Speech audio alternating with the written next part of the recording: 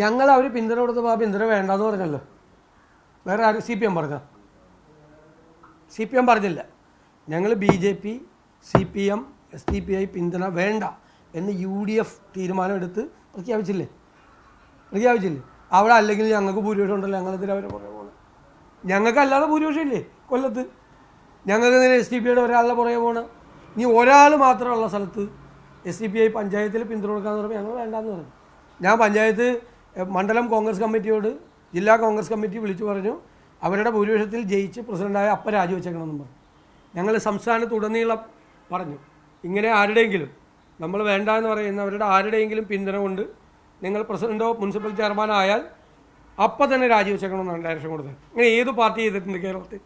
തദ്ദേശ സ്ഥാപനത്തിലെ പലയിടത്തും DCC പ്രസിഡന്റിനെതിരെ വിമർശനം കോതമംഗലത്തടക്കം വന്നിട്ടുണ്ട്. ബ്ലോക്കിലേക്ക് സ്വന്തം സ്ഥാനാർത്ഥിയെ നിർത്താൻ ശ്രമിച്ചു എന്നതടക്കമുള്ള അത്തരം കാര്യങ്ങളെ ഒരാൾക്ക് ചെയ്യാൻ പറ്റില്ല കേരളത്തിൽ. പിന്നെ ആകാത്തവർക്ക് എന്തെങ്കിലുമൊക്കെ പറയാം. ഒരു പ്രൊസീജിയറുണ്ട്. ആ പ്രൊസീജിയർ അനുസരിച്ചിട്ടാണ് എല്ലാ സ്ഥലത്തും ചെയ്തിരിക്കുന്നത്. മനസ്സിലായേ? നിങ്ങളിത് നേരെ മറിച്ചാണ് മറിച്ചാണെങ്കിൽ ഒരു വോട്ടെടുപ്പ് നടന്നു, ഏറ്റവും താഴെ വന്ന ആളെ നേതൃത്വം ഇടപെട്ട് ആക്കിയിരുന്നെങ്കിൽ അതാണ് തെറ്റ്. പാർട്ടിക്കൊരു പ്രൊസീജിയറുണ്ട്. ആ പ്രൊസീജിയർ കംപ്ലീറ്റ് ഫോളോ ചെയ്യും. എവിടെയെങ്കിലും ആ പ്രൊസീജിയർ ലംഘിച്ചിട്ടുണ്ടെങ്കിൽ അത് പരിശോധിച്ച് നടപടിയെടുക്കും. ഒരു സ്ഥലത്തും അങ്ങനത്തെ കംപ്ലൈൻറ്റ് വന്നിട്ടില്ല. പ്രൊസീജിയർ കറക്റ്റാണ്.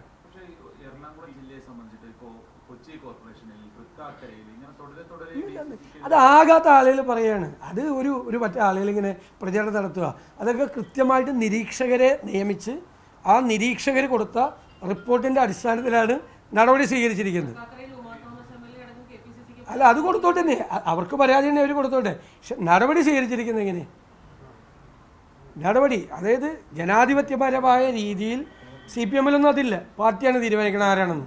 ഞങ്ങളുടെ രീതി അതല്ല. ഞങ്ങളുടെ രീതി രഹസ്യമായിട്ട് ചെയ്യാൻ പറഞ്ഞിട്ടില്ലല്ലോ. രഹസ്യ ബാലറ്റൊന്നും പറഞ്ഞിട്ടില്ല. അല്ല, അതിന് നിരീക്ഷകരാണ്. ഗ്രൂപ്പല്ല, പാർട്ടി നിയോഗിക്കുന്ന നിരീക്ഷകരെയാണ് അവിടെ ഇരുത്തിയേക്കണം. അവർ ചെന്ന് അവരോടല്ലേ പറയില്ല. അവരോട് പറയുമ്പോൾ കുറിച്ചെടുക്കും. അങ്ങനെയാണ് പണ്ട് മുതലേ അങ്ങനെയാണ്. എല്ലാത്തിലും അങ്ങനെയാണ്.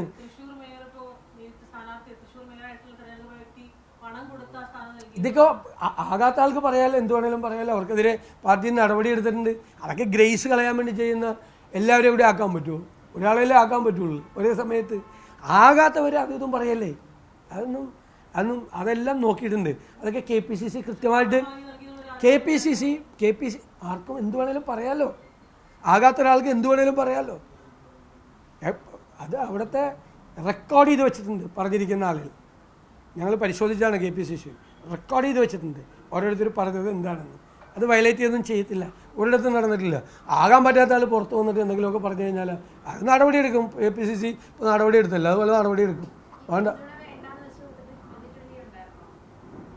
ഇല്ല അവരില്ലായിരുന്നു.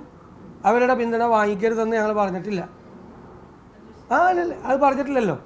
എറണാകുളത്തല്ലേ UDF സമ്മേളനം കഴിഞ്ഞ് ഞാനും കൺവീനറും കൂടിയല്ലേ, സെക്രട്ടറിയും കൂടി പത്രസമ്മേളനം നടത്തിയിട്ട് ഈ 3 പാർട്ടികളുടെ പേര് പറഞ്ഞു. അതിൽ 2020 ഒന്നുമില്ല. 2020 ഒന്നും അങ്ങനെ ഞങ്ങൾ അകറ്റി നിർത്തിയിരിക്കണം. അങ്ങനെ ഞങ്ങളായിട്ട് അങ്ങനത്തെ പറഞ്ഞ പ്രശ്നമൊന്നുമില്ല. അവർ മത്സരിക്കുന്നുണ്ട്.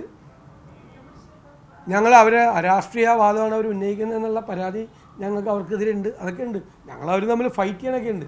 പക്ഷേ ഏതെങ്കിലും സ്ഥലത്ത് അവരുടെ പിന്തുണ സ്വീകരിക്കാൻ പാടില്ല എന്നുള്ള നിർദ്ദേശം കൊടുത്തിട്ടില്ല. ഞങ്ങൾ CPIയുടെ പറഞ്ഞിട്ടില്ലല്ലോ, CPM-ൻ്റെ പറഞ്ഞിട്ടില്ല. CPI-ക്കാർ തന്നാൽ ഞങ്ങൾ ഓക്കെയാണ്.